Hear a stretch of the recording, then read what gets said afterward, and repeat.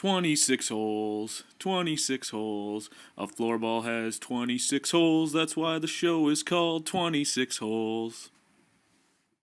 Hello, I'm Derek Swanton, and welcome to 26 Holes, the official sports show of the TFL. In this week's edition, we'll have highlights from the week's action, as well as our floorballpro.com highlight of the week.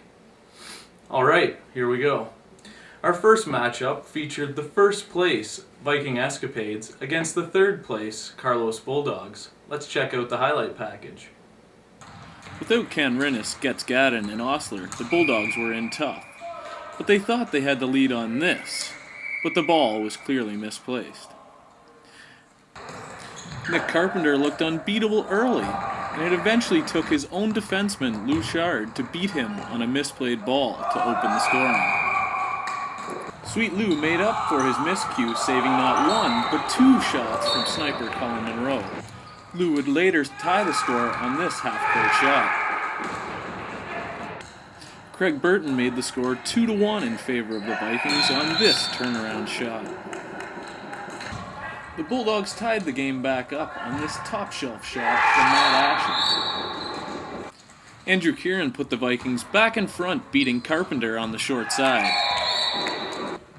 Matt Asher scored his second of the night on a pass from James Dunn. Burton's second of the night made the score 4-3 going into the third.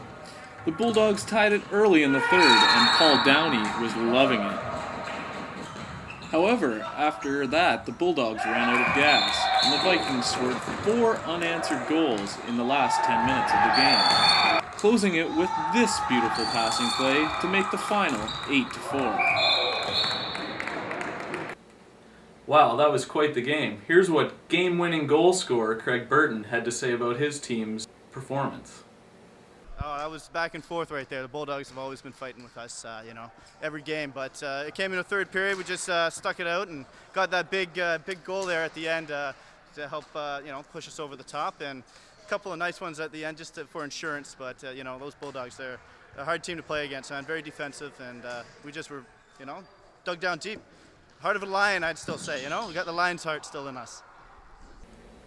And here's what Bulldogs team leader Pete Danforth had to say about the loss. Well, I think their game plan, so noticing that we had a short bench and we're missing a lot of key players to pass the ball around and move us around, really started to pay off, and our legs just got flat in the third period. The last 5 minutes, they really took over the game with their ball movement, and up until that point, we'd done a pretty good job of containing it. So hats off to them for a great game plan. In the night's second matchup, we had a battle for the basement as the Saab Turbos tried to put the I Move Blue colors back in the league's cellar. With the score already 1-0, Vesa Mikkola completed this beautiful passing play to double the I Move lead. Saab stayed in it early because of huge saves like these two from Saber Ferreira. However, despite his best efforts, he couldn't save everything, including this beauty from Simon Roethlisberger. Kayla Weber broke Mike Hayward's goose egg late in the first. Julian Pettis tapped in this goal to close the period 5-1 I Move.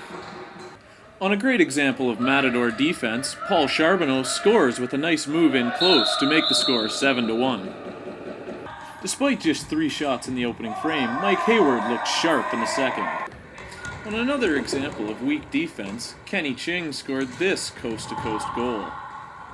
At the end of 2, the score was 12-2 I Move. In his TFL debut, Andrew Pratash scored this goal off the foot of Roethlisberger. The Julian Pettis show continued in the third, where he scored 2 goals, finishing the night with 8 goals and 10 points, and a TFL record 20 shots on goal. The final score was 16-3 I Move. Wow, that sure was some offensive performance from Julian Pettis. I asked him how he did it. The team, just a lot of ball movement, and they gave me the opportunity to shoot. Scored a lot of goals too. All right, so are we going to see any more performances like this from you? Every other game. Every game. Despite the loss, team captain Oz refused to blame the team on the floor. Well, we were missing a lot of our stars tonight. Jesper, Fabian, so it was a really tough game. Guys tried hard though. We have a new player, Andrew, here. He gave it his best. Tough loss. Don't know why the refs wore black.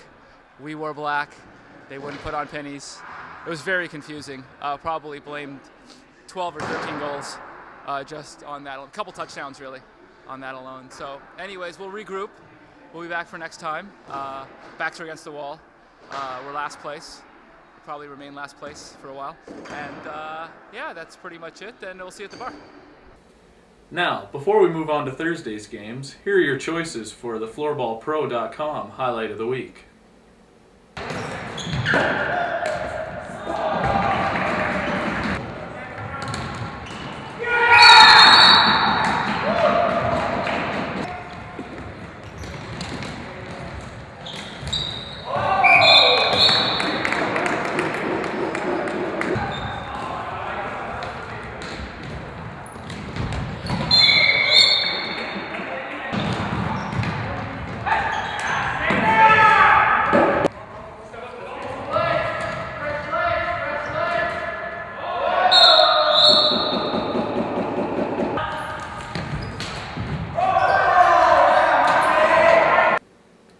In Thursday's action, we had the Saab Turbos taking on the Bulldogs.